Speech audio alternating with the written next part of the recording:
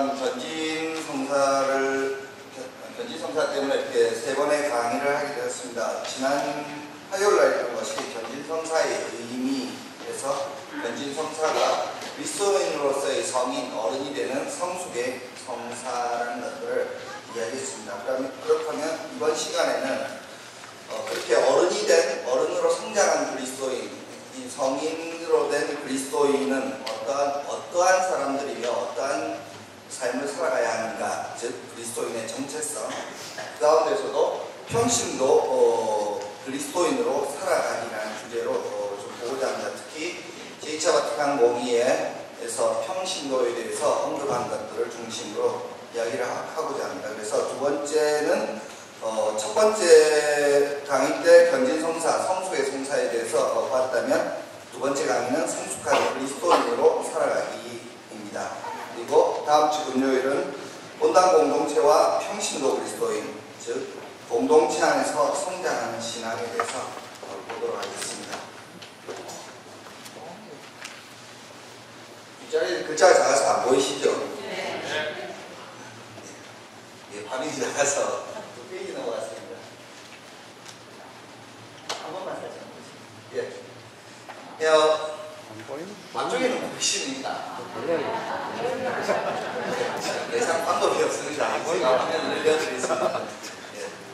그래서 제2차 바티칸 공의회에 대해서 잠깐 이야기를 하고 강의를 시작할까 하는데, 제2차 바티칸 공의회, 제2차 바티칸 공의회, 특히 올해 작년 해서 아마 평화신문이나 가톨릭신문 평화방송들을 즐겨보시는 분들은 무지하게 많이 들으셨을 것입니다.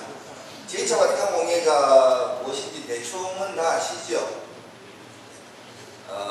작년에 교황님이 작년 2012년 신앙의 해를 선포하셨습니다. 신앙의 해를 선포하시면 아마 다 알고 계실 것입니다. 그래서 부산교구도 주교전당인 남천성당에서 10월 11일 날 신앙의 개막 미사를 했는데, 그러니까 신앙의 선포일인 2012년 10월 11일에 50년 전인 1962년 10월 11일 제2차 바티칸 공의회라는 전 세계 교회가 모여서 어떤 교회의 중요한 사안에 대해서 회의를 하는 공의회가 열렸습니다.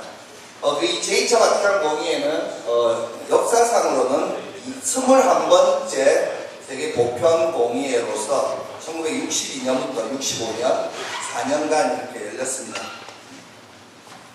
공의회라는 것은 교회의 중대한 결정을 하기 위해서 온 교회가 모여서 한 회의를 말하는 것인데, 이 공의회 중에서도 보편 공의회다 하는 것은 전 세계 모든 주교인들이 이렇게 한 곳에 모여서 회의를 하는 것들을 보편 공의회랍니다. 그래서 이 제2차 바티칸 공의회는 21번째 보편 공의회고, 최초의 공의회는 325년에 콘스탄티누스 황제가 주재한 니체아 공의회가 최초의 공의회고, 그때 그리스도교의 형성과 신성의 문제에 대해서 다룹니다. 어찌되었건 제2차 바티칸 공의회 62년도에 개막하여 65년도에 개막한 제2차 바티칸 공의회는 역사상 21번째 개최된 보편 공의회고, 그래서 작년 2012년은 공의회 개막 50주년이 되어서 작년에 전 세계적으로 교황님께서 신앙의 해를 선포하셨던 것입니다. 왜 제2차 바티칸 공의회 이야기를 하느냐? 제2차 바티칸 공의회 이후에 너무나도 많은 것들이 바뀌었습니다. 아마 신앙생활 이렇게 50년 넘게 이렇게 해오신 분들, 한 60년 이상 해오신 분들은 이렇게 아실 것입니다. 그때 이후로 미사 같은 경우도 굉장히 많이 바뀌었던 걸 아마 기억하실 것입니다. 그렇게 공의회를 통해서 교회의 많은 부분들이 바뀌고 쇄신되고 했습니다. 그래서 우리가 지금 신앙생활 살아가고 있지 않습니까? 근데 그 신앙의 내용, 우리가 믿는 내용은 하나도 달라진 것이 없습니다. 예전에 우리가 지난 견진 강의 때 이야기했던 그 제자들이 사도들로 바뀌면서 그들이 사도가 되어 선포했던 그 복음 내용, 신앙들, 그들이 고백했던 신앙들을 우리도 지금 50여 년이 2000여 년이 지났지만 동일한 신앙을 우리도 지금 고백하고 있습니다. 그래서 신앙의 내용은 전혀 바뀌지 않고 사도로부터 고백하는 방식 이런 것들이 시대에 맞춰서 2000년 전과 또 1000년 전과 500년 전과 지금이 또 많이 달라졌기 때문에 그러한 것들을 제2차 바티칸 공의회 때 이렇게 많은 것들을 바꾸고자 했습니다. 그래서 사도들로부터 이어오는 같은 신앙을 고백하되 현대적 상황에 맞게 많이 쇄신하고 변화를 시켰습니다. 그래서 보다 구체적으로 이 신앙이 우리끼리만 모여가 우리끼리만 담사하고 우리끼리만 그렇게 믿고 고백하는 그러한 신앙이 아니라 그 신앙이 세상과 대화하고 세상과 소통하는 그러한 신앙이 되기를 제2차 바티칸 공의회는 지향을 했다는 것입니다. 그래서 어떤 의미에서는 교회의 현대화를 이루었다라고 이야기할 수 있겠습니다. 예. 그래서 가장 우리가 눈에 띄게 제2차 바티칸 공의회 때 많은 것이 바뀌었다고 하는데 가장 눈에 띄게 드러나는 부분들이 바로 이 미사 전례였습니다. 미사 전례에서 많은 변화가 있었는데요. 첫 번째로 우리가 미사가 자국어 미사로 바뀌었다는 것입니다. 1962년에 공의회가 시작해서 65년에 끝났으니 그 개혁, 그러니까 그 전례 개혁이 적용되면 한 66년, 67년 뭐 이렇게 되겠죠. 그때부터 시작해서 모든 미사는 그 전까지 라틴어로만 해오던 미사를 그 뒤로 우리말로 이제 미사를 하기 시작했습니다. 66년대 초중반까지 신앙생활 때 하셨던 분들, 그때 기억이 있는 분들은 아마도 신부님께서 라틴어로 미사하시고 신자들도 라틴어로 응답을 했던 분들을 기억하시고 그 당시 또 열심히 하셨던 분들 아직도 당시에 라틴어로 주님의 기도를 했던 것들을 아직도 외우고 계신 분들도 제가 한두 번 이렇게 만나뵌 적이 있습니다. 그래서 왜 미사를 우리 라틴어로 교회의 공식 용어가 라틴어고 여전히도 교회는 공식 용어가 여전히도 라틴어고 신학교도 여전히 라틴어를 가르치고 있고 신학교에서 라틴어를 제가 가르치고 있는데 학생들이 그것 때문에 죽을 맛입니다. 신학교에서 라틴어 때문에 안 잘리려고 고생하고 그렇게 배워도 잘 안 되는 게 라틴어고 한데도 불구하고 그럼에도 불구하고 교회는 여전히 공식 용어가 라틴어라고 합니다. 한국 사람한테만 라틴어가 힘드냐? 서양 사람들도 똑같이 힘듭니다. 왜냐하면 라틴어가 지금 쓰지 않는 말이기 때문입니다. 어쨌든 서양 사람들도 그렇게 힘들어하는데 교회는 공식 용어를 여전히 라틴어라고 합니다. 그러나 전례에 있어서 공식 전례 용어는 라틴어지만 자기 나라 말로 미사를 할 수 있다라고 공의회 때 밝힙니다. 그래서 이제 세계 모든 나라가 다 라틴어로 미사를 하지 않고 공식 용어는 라틴어로 해도 라틴어로 아무도 미사를 하지 않고 전 세계 미국에 가면 영어로, 프랑스 가면 프랑스어로, 독일에 가면 독일어로, 한국에서는 한국어로, 일본에서는 일본어로 미사를 합니다. 왜 미사를 교회 공식 용어를 놔두고 이렇게 자국어로 할 수 있게 바꿨을까? 이것은 바로 미사에 참여한 여러분들이 미사가 혼자 중얼중얼 알아듣지도 못한 말 중얼중얼 하게 만들지 않고 모두가 같이 알아들으면서 같이 한국말로 자기가 사용하는 말로 응답하고 해서 함께 미사를 하는 그러한 미사가 되기를 원했기 때문입니다. 제가 로마에서 8년 조금 넘게 유학을 했었는데 그 성당에 이제 방학 때 날 때 이제 성당에서 현지 본당에 가서 좀 지내고 합니다. 이태리 할머니들 한 80대, 90대 할머님들 성당에 오셔가지고 미사를 하든가 제가 미사를 하고 있으면 미사를 하든가 말든가 하셨고 계속 묵주기도만 돌리고 있습니다. 그래서 제가 나중에 다른 분한테 좀 젊은 분한테 아니 왜 할머니들은 성당에 와서 미사에 집중 안 하시고 묵주기도만 하냐 그러니까 공의회 이전에 라틴어로 미사할 때 잘 못 알아듣니까 뒤에 앉아가지고 묵주기도 어머니 따라 묵주기도 했던 습관들이 그대로 뭐 이렇게 계속되고 있다고 그럽니다. 뭐 나이 드시니까 잘 안 들리시고 그러니까 아마 그때 기억이 나서 그러시는지 모르겠습니다. 여튼 그렇게 미사가 라틴어로 하니까 신자들과 미사를 집전한 사제 간의 어떤 벽이라는 것이 대단히 있었고 신자들은 방관자로 그냥 구경꾼으로 같이 참석하는 듯한 정서들이 많을 수밖에 없었습니다.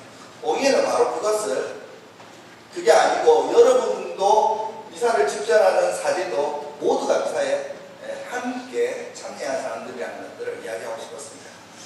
두 번째로 제대의 위치가 바뀝니다. 한 번씩 저 옛날 배경으로 하는 서양 영화들 보면 제대가 벽에 딱 붙어 있습니다. 그것이 제대가 앞으로 나왔습니다. 제대가 벽에 붙어 있으면 여러분들 미사 어떻게 하겠습니까? 상상을 해보시죠. 바로 뒷모습을 보면서 사제가 미사를 집전하고 있는 그 뒷모습만 보면서 앉아 있어야 됩니다. 그러니까 뒤통수가 보니까 그 앞에서 무슨 뭐가 하는지도 잘 안 보입니다. 그냥 하고 있으면 그런 것 같다 합니다. 그러니까 뭐 말은 라틴어로 하지 또 미사는 뒤로 돌아서서 하는지 하니까 그게 지금 현재 사제가 뭘 하고 있는지 인지를 못합니다. 그러니까 저도 거양 석책 때는 다 집중해야 되니까 집중하라고 조언을 쳤습니다. 네. 어떻게 그렇게 이렇게 제대가 붙어있던 것이 이제는 사제 혼자 무슨 희생제를 봉헌한다 이런 것이 아니라 제대가 중앙에 와서 주님의 만찬, 주님의 식탁에 모두가 둘러앉은 형태로 전례개혁이 제2차 바티칸 공연 때 일어났습니다. 그리고 이 앞에 성체난간이라고 있었습니다. 성체난간들이 있었고, 그래서 지금은 이렇게 미사 제가에서 미사를 한다 그러면 영성체 때가 되면 제가 성화벌 성체가 담겨있는 성화벌 앞에 나오신 자들 두 분이 이렇게 두 줄로 쭉 나오셔서 이렇게 받아가지 않습니까? 그때는 여기에 성체난간이 있었고 사제는 성체난간 안쪽 교우들은 성체난간 바깥쪽으로 이렇게 와서 쭉 무릎을 쭉 꿇습니다. 그럼 사제는 여기서 영성체 이렇게 왔다 갔다 하면서 해줍니다. 그렇게 성체난간이 있는데 이 성체난간이 있는 가장 큰 이유는 여기는 지극히 거룩한 곳이고 여기는 거룩하지 않는 곳, 이른바 성과 속을 칼같이 구분짓는 경계선이었습니다. 제2차 바티칸 공의회는 더 이상 성 속을 그렇게 구분하려 하지 않고 어떤 그러니까 속된 것이 나쁜 것이 아니라 그 속된 것 속에도 하느님의 창조 의지가 담겨있고 속된 것 속에 바로 교회가 들어있다는 것들을 깨닫기 시작하면서 성과 속의 그런 엄격한 명제들을 무너뜨리고 교우들과 사제가 모두가 한 신앙을 고백하고 성체성사에 참여하는 공동체라는 것들을 이야기하고 싶었습니다. 그래서 제대도 벽에서 떼어내고 성체난간도 이렇게 없앴습니다.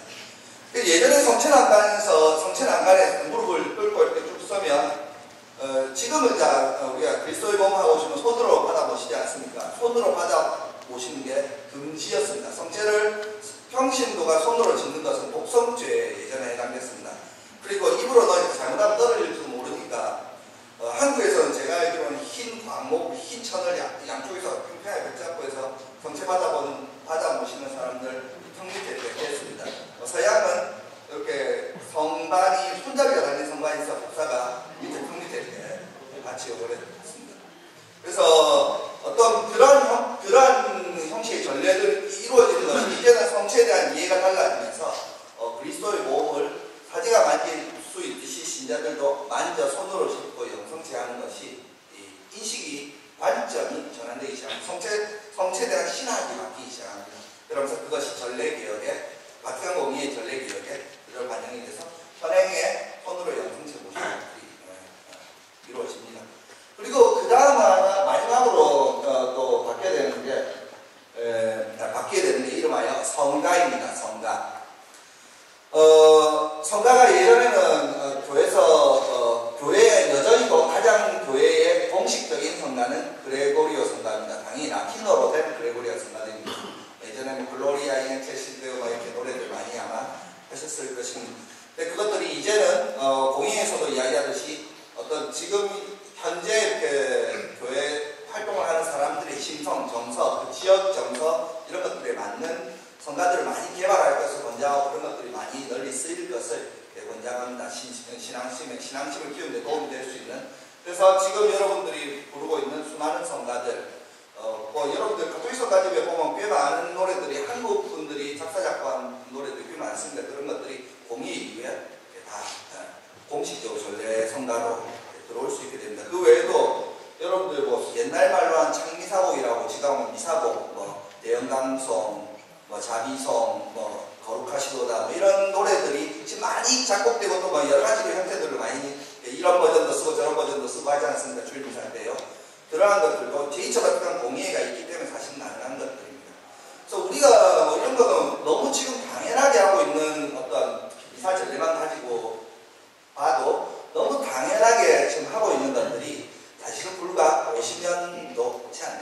1965년 이후에 이런 개정들이 일어났으니까 50년도 안 된 일입니다. 그 전까지 전례를 소위 비오세 전례서라고 하는데 트리덴티노 미사라고 합니다. 그게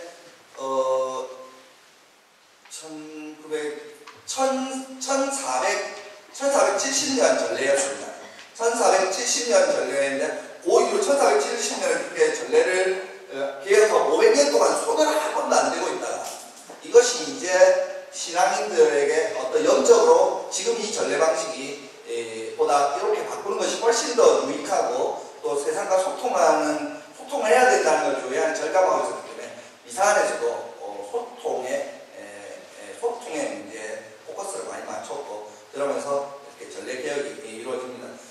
제2차 바티칸 공의회 전 세계 몇천 명의 주교인 한 2,500명 뭐 이 정도 주교님이 참석합니다. 그 개막식 미사 때는 입장식만 부르면 쫙 입장하지 않습니까? 사제단이요. 주교단이 입장하는데 입장식만 30분 넘게 걸렸습니다. 주교님 그만큼 반 쓰고 이렇게 그리고 오셨으니까 꽤 오래 걸렸죠. 근데 주교님들이 투표를 하는데 거의 대략 2,500여 명이라고 치고 2,500대 한 7표 정도로 압도적으로 전례 개혁에 전 세계 주교님들의 지지들이 있었습니다. 그리고 공의를 62년도 10월에 개막하기 전에 공의의 달을 주교들에 대해 전 세계 주교들한테 이렇게 안건들을 받았는데 거의 전체 받은 안건이 한 9,000건 정도 되는데 거기에 4분의 1 그러니까 한 2,000건 좀 넘는 분량이 이 전례에 관련된 건의사항들이었습니다. 그래서 어쨌든 그 공예를 마치고 전례가 현행의 모습대로 되었죠. 근데 우리가 미사전례, 자고 미사니, 제대, 성체, 난가, 손령, 성체, 성간 이런 것들이 왜 바뀌었을까의 의미를 보면 그것들은 바로 지금 이 자리에 앉아있는 여러분들을 배려하기 위한 것들이었습니다. 전적으로. 사실 사지하고는 별 상관이 없죠. 사실 라틴어로 미사 그냥 하면 되었고 제대나 성체난간이나 그게 제대가 벽에 붙어있으면 앞으로 나와있으면 미사라는 사제의 입장은 어차피 똑같고요. 사제를 위한 것이 아니라 이런 전례 개혁들은 모조리 평신도를 위한 개혁들이었다고 봅니다. 그러니까 교회가 더 이상 이렇게 평신도는 그냥 세속적이고 속된 사람들이고 성직자도 거룩한 사람들이고 이런 부분들을 더 이상 이제 이런 건 아주 낡은 부분법이고 현대 사회 속에서 이런 부분은 의미 없는 그런 부분이라고 생각했기 때문에 여러분들과 이 제대를 중심으로 모두가 함께 참여하는 모두가 알아들을 수 있는 말로 모두가 함께 부를 수 있는 성가로 모두가 함께 참여하는 전례가 바뀌었다는 것입니다. 그래서 제2차 바티칸 공의회의 가장 주된 포커스는 어떠한 의미에서 평신도에 있었다고 할 수 있겠습니다. 그래서 제2차 바티칸 공의회를 정리하기를 우리가 삼옥공의회라고 보통 부릅니다. 그래서 공의회 성격은 삼옥적이었다라고 이야기합니다. 왜 그런 이야기를 하는가 하면 이전의 공의회들은 제2차 바티칸 공의회가 21번째 공의회라고 했지 않습니까? 그 전에 20번까지는 다 이단을 척결하기 위해서 공의회가 열렸습니다. 어떤 학파들이 막 나와가지고 그리스도의 신성을 부정한다. 그럼 다 모여가지고 그 이단을 단죄하고 신성에 대한 교회의 가르침을 딱 정립합니다. 그런 공의가 있었고, 삼위일체를 부정하는 있어가지고 삼위일체에 대한 공의에 통한 교부들이 다 이렇게 모여서 정합니다. 그런 공의. 혹은 가장 최근 2차 바티칸 바로 앞에 있던 제1차 바티칸 공의는 교황의 무료성과 수위성에 대해서 하고 그 앞에 있는 트리덴티노 공의회 때는 여러 가지를 정했지만 주로 갈라진 개신교로부터 가톨릭을 지키기 위해서 여러 가지 규정들을 정하고 그랬습니다. 대부분 어쨌든 간에 교회의 교리와 관련된 내용들이었습니다. 교회의 교리와 관련된 내용들이었는데 제2차 바티칸 공의회는 교리에 대해서 전혀 다루지 않았습니다. 새로 교리에 대해 다룬 게 아니라 있는 교리에 대해 정리는 하되 굉장히 그 성격을 상업적으로 교회가 살아가는 사람들이 어떻게 살아가야 되는지 그리고 세상과 어떻게 소통해야 되는지 그리고 갈라진 그리스도교 종파들과 어떻게 일치해야 하는지에 대해서 고민했다는 것입니다. 그래서 이 교회가 특히 교회 안에서 전례가 사제들만의 행위가 되지 않고자 이러한 개혁들을 시도했습니다. 그래서 모든 평신도 그리스도인들의 적극적인 참여를 유도했다라고 이해할 수 있겠습니다. 예, 그래서 우리는 이 공의회가 이야기할 수많은 것 중에 전례 문제도 제가 조금 전에 언급했지만 우리가 하나의 포커스로 삼을 수 있는 것 중에 하나가 바로 평신도에 대한 주제입니다. 즉 제2차 바티칸 공의회를 기점으로 평신도에 대한 이해의 변화가 시작됩니다. 달리 이야기하면 제2차 바티칸 공의회 이전에 사실 평신도에 대한 언급 자체가 없었습니다. 교회 어떤 문화, 교회 공식도 내는 평신도는 그냥 비상한 참여하고 하는 사람 그냥 그런 대상이었지 평신도에 대해서 신학이 이야기한다든가 교회가 공식도 이야기한다 전혀 그러지 않았습니다. 즉 달리 말하면 평신도에 대한 관심 자체가 거의 제로에 가까웠다고 이야기할 수 있겠습니다. 하지만 1900년대 중반, 1950년대 이런 이북 공가르 같은 유명한 신학자들이 평신도에 대한 언급들을 하기 시작하면서 교회 내에서 평신도에 대한 신학들이 자리 잡기 시작합니다. 그리고 1900년대, 20년대, 30년대 이제 사람들이 소위 말해 공건사회 이런 것들에 대해서 완전히 벗어나서 근세사회 이렇게 들어오고 이러면서 노동자 계급 이런 계급들이 생겨나면서 자체적으로 가톨릭 노동운동이라든지 이래서 평신도들이 자체적으로 행하는 운동들이 생겨납니다. 가톨릭 운동들, 가톨릭 액션이라고 하죠. 그래서 그런 것들이 생겨나면서 평신도에 대한 어떤 이해들이 조금씩 변하기 시작했습니다. 그것이 바로 제2차 바티칸 공의회 때 평신도에 대한 신학이라는 결과물로 태어납니다. 평신도에 대한 이야기가 나오기 위해서 가장 배경이 되는 것 중에 하나 교회론, 즉 교회에 대해서 어떻게 정의하는가에 대한 이해가 완전히 바뀌었습니다. 제2차 바티칸 공의회 이전까지 교회는 교계 제도가 교회였습니다. 즉 주교님, 사신부님 그냥 거의 다 교회였습니다. 나머지는 그냥 있든가 말든가였습니다. 그냥 그게 교회였는데 이제 제2차 바티칸 공의회 오면서 교회론에 대한 교회론이 바뀌면서 그러니까 하느님을 믿는 공동체 전체가 교회라고 바뀝니다. 우리가 옛날에 그러니까 혹시나 예비자 교리반에 그런 거 교회론 이야기할 때 그런 이야기 많이 합니다. 옛날의 교회론은 피라미드 형태, 제일 위에 교황님 있고 그 다음에 주교님 있고 근데 이제는 그러한 형태를 더 이상 원하지 않습니다. 모두가 하느님의 백성으로서 모두가 같은 자녀라는데 관점이 이동합니다. 그렇기 때문에 모두가 교회 전체 모든 구성원이 하느님의 백성이라면 이제 평신도들을 더 이상 배제할 이유가 생겨나지 않습니다. 그래서 이제 평신도들에 대한 신학이 이 제2차 바티칸 공의회를 기점으로 생겨납니다. 우리가 지금 쉽게 이야기하는 평신도 사도직 무슨 이야기 많이 하지 않습니까? 그 공의회 이전까지 전혀 없었던 이야기입니다. 공의회 이후에 등장했습니다. 예를 들어 본당 사목협의회 이런 거 지금 사목위원회, 사목본당회장 지금 현재 의미에서의 본당회장, 사목위원회 대표 이런 것들도 역시 공의회 이후에 생겨났습니다. 공의회 이후에 공의회에서 이후에 교회 법전도 공의회 정신에 맞게 개정하는데 거의 교회 법전에 그렇게 명시적으로 만들었습니다. 교구는 반드시 사목협의회를 두어야 한다. 그리고 본당은 필요하다면 둘 수 있다. 두는 게 더 좋다 이렇게 권장하죠. 물론 이제 우리나라는 모든 본당이 현재 사목협의회가 없는 본당은 없는데 어쨌든 그것이 공의회 이후에 등장합니다. 평신도들이 그 역할들을 이제 할 수 있게 길을 열어둡니다. 그 전까지는 교회가 공식적으로 그렇게 표현했습니다. 교회 공식 용어인 라틴어로 에클레시아 도첸스, 에클레시아 디센스, 즉 가르치는 교회 그리고 듣는 교회, 그러니까 듣고 복종하는 교회 이렇게 교회를 둘로 구분했습니다.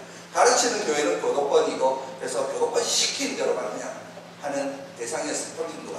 그러나 이러한 이분법을 공의회 때 깨고 모두가 다 하느님의 백성이라는 인식 속에서 이제는 모두가 참여하는 이렇게 어떤 인식들이 바뀌고 평신도의 위상이 공의회를 통해서 굉장히 올라갑니다.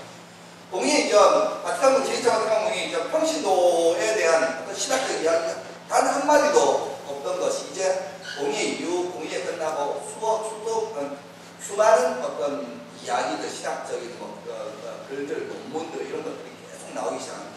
그러면서 불과 50년이라는 시간이 하지만 뭐 여전히도 우리가 앞으로 가야 될 길이 많고 아직 많이 부족합니다만 그래도 50년 전에 비하면 엄청난 많은 성장과 발전을 이루었습니다. 신학적으로도 실제 생활로도 굉장히 많이 이렇게 발전하고 있는 과정 중에 있습니다. 예전에 뭐 비오 10세 교황님이 1903년인가 그때 교황님이 되셨으니까 1903년부터 30몇 년 정확하게 언제까지인지 모르겠는데 비오 10세 교황님께서는 아예 그 당시 대놓고 교회는 불평등한 사회라고까지 이야기를 하셨습니다. 이분 굉장히 훌륭하게 사셨기 때문에 성인품에 오신 분입니다. 근데도 그런 이야기를 하신 것이죠.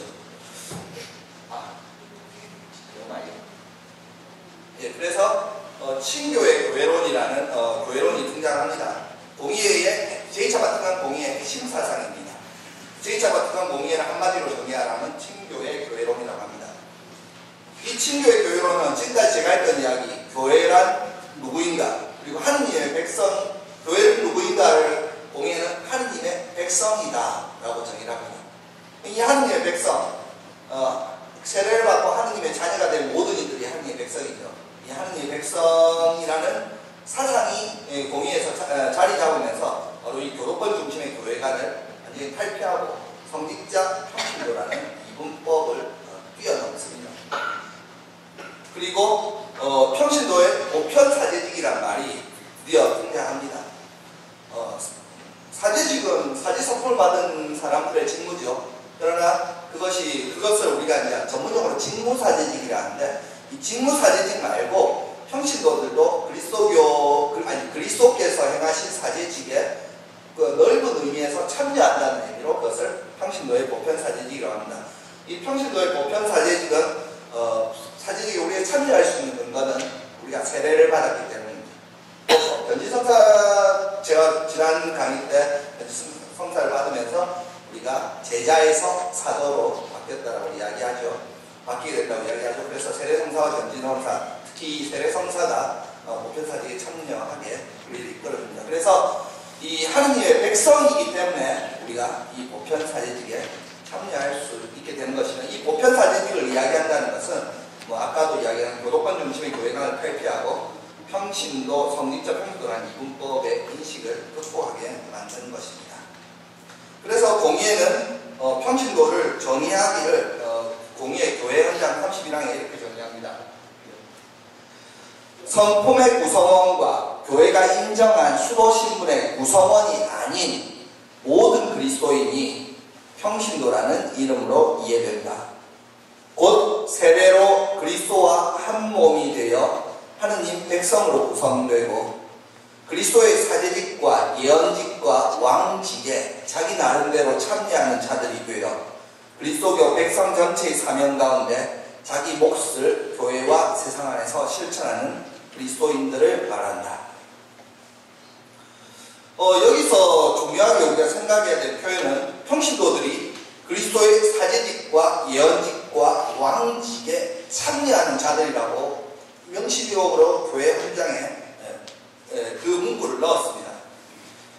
이게 사실은 굉장한 게 이전까지 그리스도의 사제직, 예언직, 왕직에 참여하는 사람들은 성직자들이라는 인식이 고정관념이었으면 그거는 공식이었습니다. 그것들이 마치 성직자들의 전유물과도 같았던 그리스도의 왕직, 예언직, 사제직, 그리스도의 삼중 직무라고 하는 이 세 가지 삼중 직무에 평신도들도 참여할 수 있다라고 이제 그렇게 달리 이야기하기 시작했다는 것입니다. 그래서 평신도들이 교회 안에서 중요한 역할을, 아주 본질적인 역할을 평신도 역시도 감당한다는 것을 밝히고 있습니다. 그래서 평신도들이 곧 고유한 사명을 가지고 있다고 밝히는데, 이 평신도들이 지닌 사명은 두 측면을 지니는데, 일반적인 측면과 특수한 측면을 지닙니다. 즉 일반적인 측면이란 성직자 수도자들과 마찬가지로 평신도들도 교회 전체의 삶과 그 풍요로움에 기여하도록 불림을 받았다는 사실, 즉 평신도들도 교회에 대한 사명을 가지고 있다는 측면을 이야기하고, 특수한 측면은 교회의 사명에 있어서 평신도들도 사명을 가지고 있지만 교회가 보통 성직자들의 수도자들이 가지고 있는 어떤 그런 일반적인 사명 외에도 그들이 특수한 평신도라는 신분이 성직자나 수도자보다 좀 더 다른 특수한 상황들을 많이 그 안에서 할 수 있는 그 안에서 하느님 구원 계획에 따라 현세 질서의 건설과 복원이라는 구체적인 좀 특수한 측면 사명을 가진다는 그러한 이야기를 하고 있습니다. 그래서 이 일반적인 측면은 평신도의 사명으로서 내적인 사명이라고 할 수 있겠습니다. 교회 내에서 교회 같은 동등한 구성으로서 사제 직무에 협력하고 또 사제요 여자이시며 왕이신 그리스도의 임무에 참여한다라고 밝힙니다. 그래서 교회 생활과 활동에서 능동적인 역할을 할 수 있음을 이야기합니다. 그리고 특수한 측면으로는 세상 속에서의 사명, 즉 외적인 사명을 이야기하는데 평신도들은 특별히 교회가 오로지 평신도들을 통해서만 세상의 소금이 될 수 있는 그러한 장소, 환경 안에서, 즉 여러분들이 지금 마치시면 가시게 될 가정 안에서, 그리고 여러분들이 일을 하고 계시는 직장 안에서, 이런 것들 안에서 평신도들만 이렇게 참여하는 이 고유한 영역 안에서 세상의 소금이 될 수 있는 소금이 되는 역할을 하는, 그리고 교회를 그곳에서, 그 가정에서, 그리고 그 직장에서 교회가 현존할 수 있도록 하는 그러한 소명을 가지고 있다고 밝힙니다. 그래서 그러한 종교에는 도구화와 성화, 현세 질서의 개선, 자신의 활동 등의 어떤 특징들을 지니고 있다라고 이야기합니다. 그리고 평신도들이 사도직을 수행할 수 있다라고 이야기합니다. 사실 사도직이라는 것은, 사도라는 것은 공식적으로 제가 지난 시간에 사도들의 무게자가 누구라고 했습니까? 사도들의 무게자. 사도들의 질문을 바꿔보죠. 사도들의 으뜸이 누굽니까? 베드로의 무게자가 누굽니까? 교황님이죠. 다음은 베드로를 포함한 사도들이 있습니다. 사도들의 무게자는 누굽니까? 예, 주교님이죠. 제가 지난 시간에 이야기했는데. 공식적으로 사도들이 하던 활동이 사도직이고, 사도들의 무게자 주교님이기 때문에 보통 사도직은 공회 이전까지는 서품받은 이들의 직무에만 사용했습니다. 네. 그런데 이제 평신도들에게 있어서 사도직을 이야기합니다. 그래서 평신도 공회 문화에서 평신도들이 사도직을 수행한다고 이야기합니다. 그래서 개인이 세례받은 사람으로서, 하나님의 백성으로서 그런 어떤 사도직을 수행하고 살아가는 개인 사도직은 세례받은 모든 이에게 의무적이라고 이야기하며 결코 대체할 수 없는 임무라고 밝힙니다. 그리고 그렇게 개인이 살아가는데, 개인이 이런저런 이유로 단체를 이루고 이렇게 하는 단체 사도직은 반드시 의무적인 것은 아니나 신학적이고 사회적이고 교육적이고 사복적인 이유들 때문에 공의에서 강력하게 권장하고 있습니다. 여러분들도 본당에서 레지오 이런 거 하시죠? 레지오든 무슨 성경상이든 성실교회든 이런 모든 것들이 다 사도직이죠. 그래서 그것들이 반드시 해야 되는 것은 아니나 여러 가지 이유들로 그런 것에 많이 참여할 것을 강력하게 공회는 권고하고 있습니다. 그래서 여러 가지 다른 목적에 따라 이 단체 사도직의 다양한 형태들이 존재합니다. 레지오나 기타 무슨 여타 모임들, 그런 것들을 우리가 통상 가톨릭 운동, 가톨릭 액션이라고 부릅니다.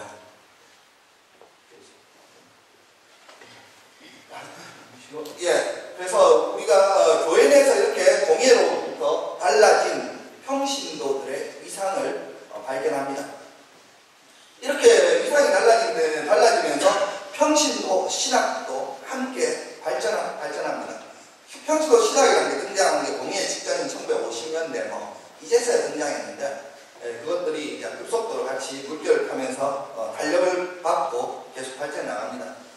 그리고 교회의 사명, 교회가 해나갈 사명이 교회가 곧 교계제도라는 인식이 이제 깨지고 교회는 하나님 백성이라는 인식이 생겨났기 때문에 그 백성에 해당되는 모든 사람이 교회의 사명을 함께 가지고 있다라고 이야기하면서, 평신도 역시도 평신도의 사명을 가지고 평신도의 사도직을 수행해야 된다고 이야기합니다. 이것은 곧 평신도의 권리이자 의무이며, 이 권리이자 의무는 어디서 발생하는가 하면 여러분들이 받은 세례성사에서 발생됩니다. 세례성사를 통해서 여러분들은 무엇이 됩니까? 하느님의 자녀가 됩니다. 그래서 하느님의 자녀가 되고, 여러분들을 무엇이라고 부르는가 하면 그리스도인이라고 부릅니다. 그래서 이 그리스도인이기 때문에 그리스도인이 되었기 때문에 여러분은 그리스도의 가르침대로 그리스도를 따라 살아가는 그리스도 추종이라고 그러죠. 그러한 삶을 살아가야 되는 사람들이고, 그리해서 이 세례성사가 주는 존엄성으로서 여러분들은 이러한 하느님으로부터 각자의 성소와 소명을 받은 것입니다.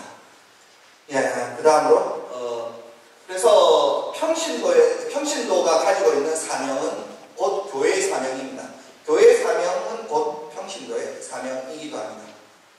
교회의 사명은 교회 공동체 전체의 사명이고, 교회 공동체 각자의 사명은 큰 틀에서 동일합니다.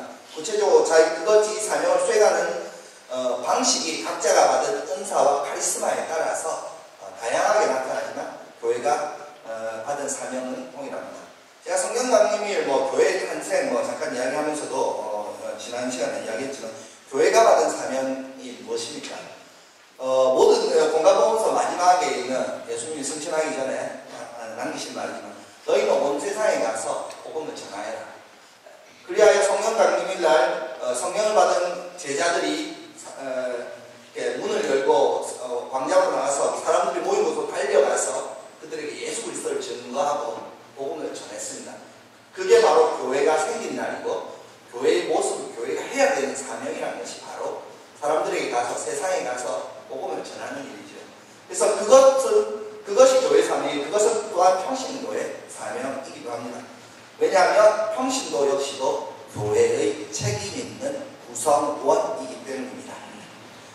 그래서 그리스도교 백성 전체의 사명 가운데 자기 몫을 교회와 세상 안에서 실천하는 그리스도인들이 바로 평신도이다라고 우리가 이야기할 수 있겠습니다.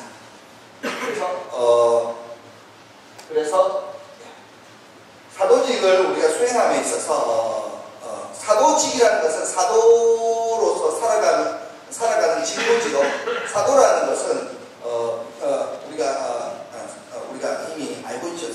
그러니까 사도직을 수행한다는 것은 우리가 먼저 사도로 살아가야 된다는 것입니다. 우리가 사도로 살아가야 된다는 것은 변진성사의 은총이라고 제가 지난 시간에 이야기했습니다. 변진성사를 통해서, 즉 성령을 받음으로써 예수님의 제자들이 사도가 되었듯이, 우리는 변진성사의 은총, 변진 때 받는 성령의 은총으로 우리 역시도 그리스도의 사도들이 된다라고 이야기했습니다. 그렇게 사도가 됨으로써 사도직을 우리가 수행합니다. 그래서 그리스도인은 그리스도를 믿고 따르며 그 말씀대로 살아가는 사람들입니다. 그래서 그 사람들은 곧 예수 그리스도께 대한 신앙 안에서 온 삶을 살아가는 사람들입니다. 우리가 명색이, 그 이름이 그리스도인이라는 그 삶을, 그러한 사람들인데 우리가 그리스도인인데, 그런 이름으로 불리는 사람들인데, 우리가 그리스도와 무관하게 살아간다면 우리는 그리스도인이라 하기 어렵죠. 하루에 24시간 자는 시간 빼고 자는 시간 8시간 잔다고 치고 16시간 동안 내가 성당에 잠깐 미사 한다고 1시간, 레교한다고 1시간, 이런 2시간을 제외하고 나머지 14시간은 그리스도하고 아무 상관없이 살아간다면, 나를 어떻게 그리스도인이라고 누군가가, 다른 사람이 저를 그리스도인이라고 부르겠습니까? 우리는 자는 시간 빼고 16시간 동안을 거의 대부분 그리스도 안에서 그리스도의 말씀에 따라서 사실은 살아가야 되는 것입니다. 그것이 또 성숙한 그리스도인으로 살아가는 거고, 견지성사를 받은 이들이 살아가야 되는 삶이기도 한 것입니다. 그래서 신앙생활을 통해서 끊임없이 그리스도를 체험하고 그분과 만나 대화하는 그러한 것들이 필요하면, 그러한 것을 바탕으로 우리의 일상생활을 살아가야 하는 것입니다. 그리고 이러한 것들을 통해 그분의 현존을 매일매일 느끼며 체험하며 그렇게 살아가고 또 그렇게 살아가야 하는 것이기도 합니다.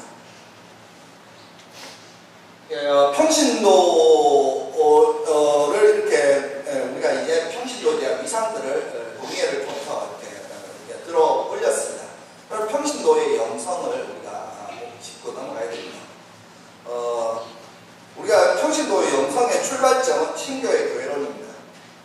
예전처럼 평신도는 아무것도 아니고 그냥 신부님 말씀이나 잘 듣고 그냥 그렇게 살아가야 된다고 생각한다면 평신도 영성이라는 것을 우리가 이야기할 수 없죠. 근데 친교의 교회론 안에서 모두가 교회 하나님의 백성으로서 교회의 구원 사명에 모두가 다 각자의 역할을 가지고 참여한다라고 우리가 지금까지 이야기했듯이 그렇게 이야기했기 때문에 평신도도 나름대로 나름의 영성들을 가지고 있다는 것입니다. 사제 영성, 수도자 영성 이런 이야기들을 합니다. 또는 평신도 영성이란 말도 합니다. 우리가 그냥 얼핏 생각하면 사제 영성, 수도자 영성 대단히 고상하고 평신도 영성은 굳이 우리가 그런 걸 이야기할 필요가 있나 하고 얼핏 생각할 수도 있습니다. 근데 사실은 어떠한 의미에서 이것은 편견이지요. 사제 영성이나 수도자 영성이 어떤 영성이라는 분야에서 좀 더 전문성을 띠고 있는 것은 사실입니다. 그리고 이렇게 좀 더 전문적이긴 하지만 포괄적인 의미에서 영성이라는 것은 좀 더 넓은 의미에서 영성이라는 것은 이 그리스도인으로서 그리스도인답게 살아가는 것을 의미하기 때문에 평신도 영성이 다른 영성에 비해 결코 그 질이 떨어지거나 수준이 낮거나 한다라고 생각하는 것은 조금 잘못된 얘기입니다.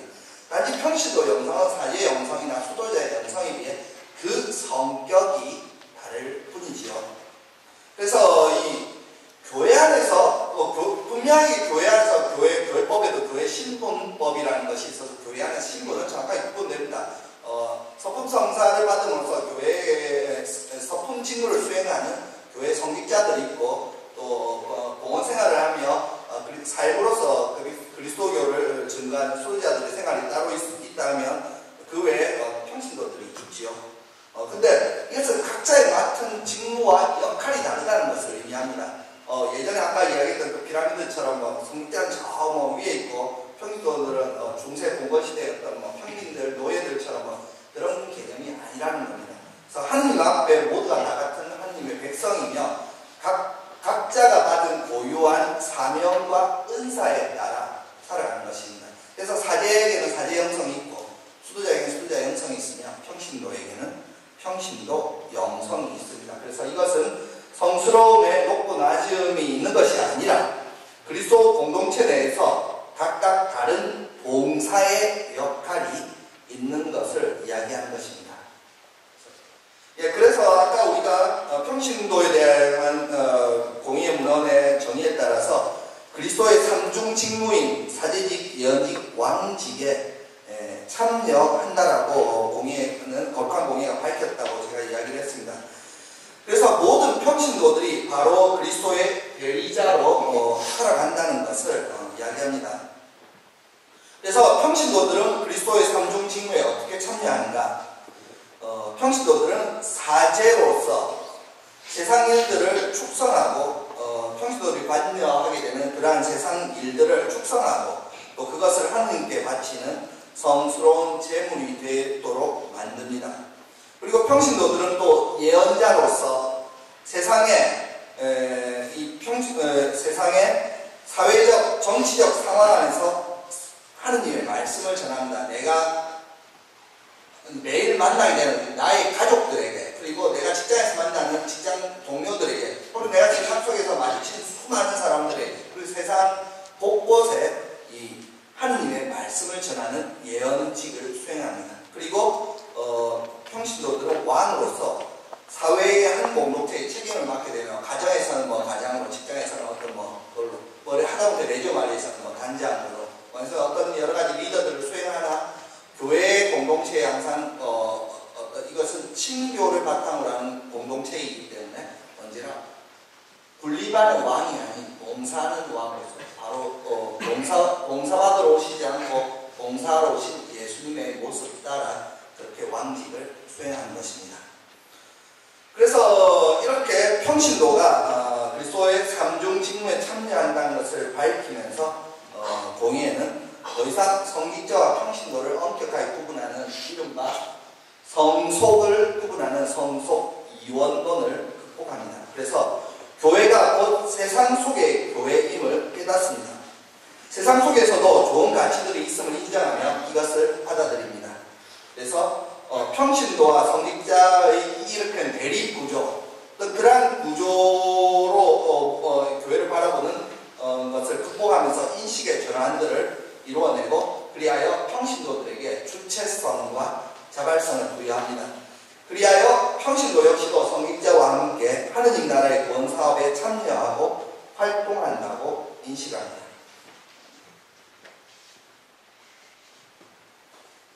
그리하여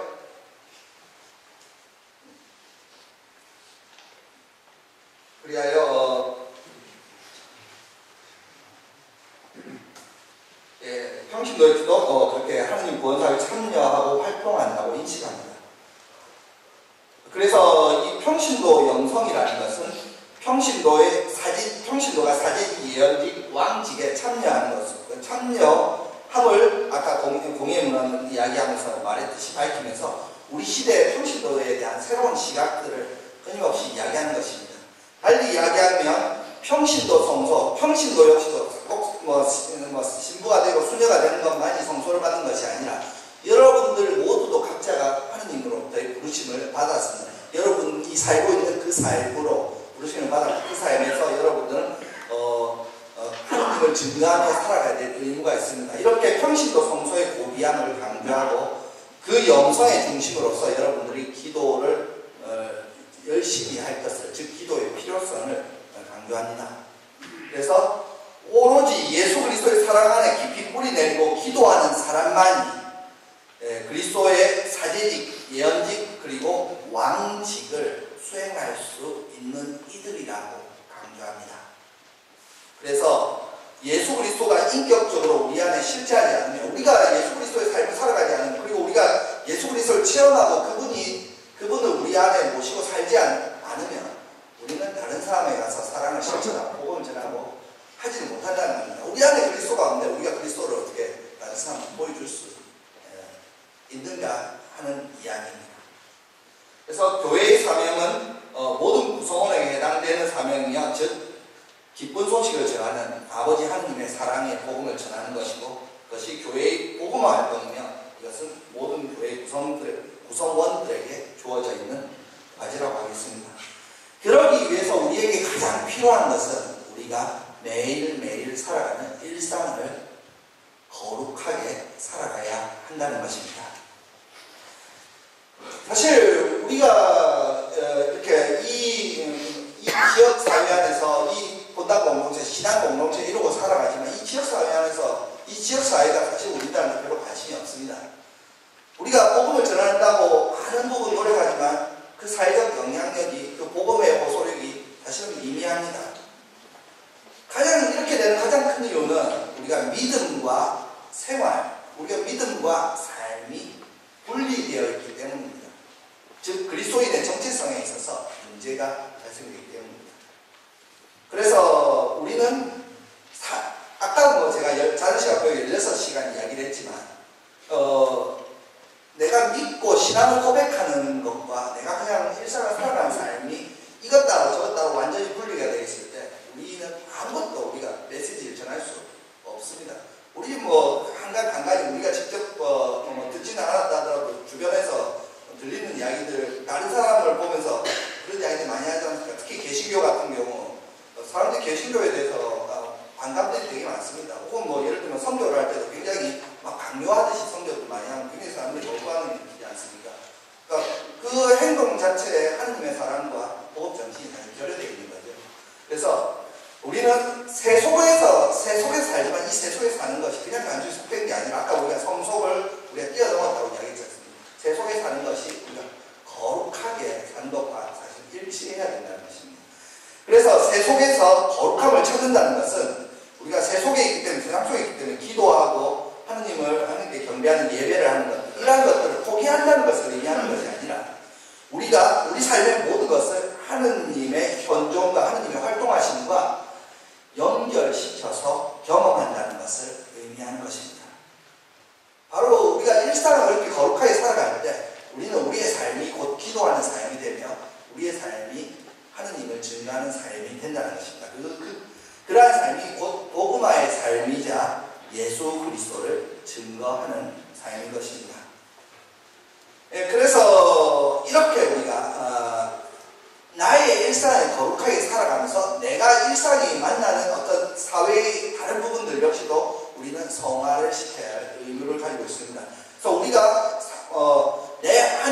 삶으로만 살지, 개인의 한 존재로만 살지 않고 뭐 가정 안에서는 가정, 직장 안에서 직장 동료, 뭐 어디에서 사회 속에서 많은 관계 속에서 우리는 그리스도인으로 살아가고 있습니다. 그래서 어떤 그런 사회 활동을 통해서 복음을 전해야 됩니다.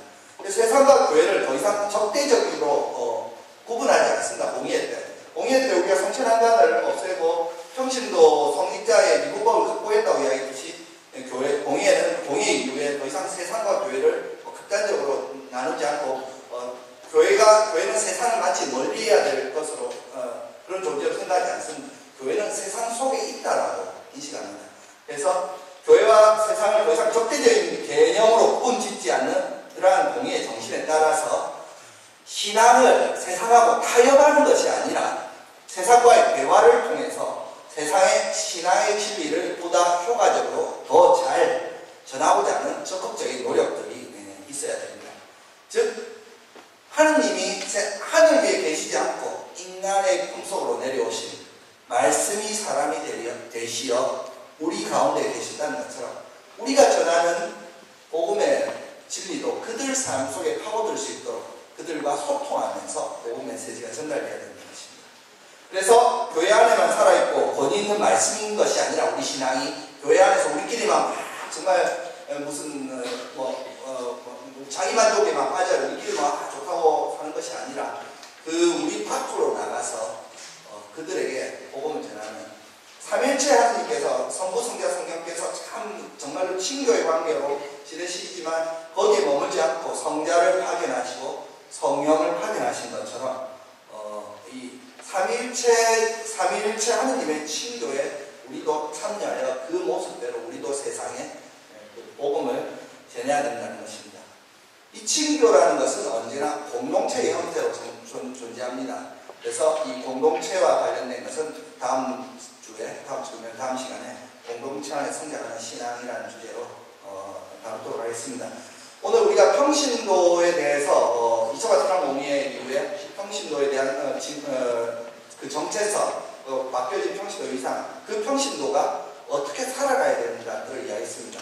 우리가 전진성사를 받고 사도로 살아가게 되는, 그리고 사도직을 수행하게 된다고 이야기했습니다. 그래서 이 사도직을 어떻게 수행하는 것인가, 바로 복음을 삶으로 증거하며 살아가야 된다는 것. 많은 이야기들을 했지만 사실은 결론은 항상 간단합니다. 정말 하나님의 말씀대로 열심히 살아가야 된다는 것이죠. 그래서 그렇게 모두들 살아갈 수 있었으면 좋겠습니다. 다음 시간에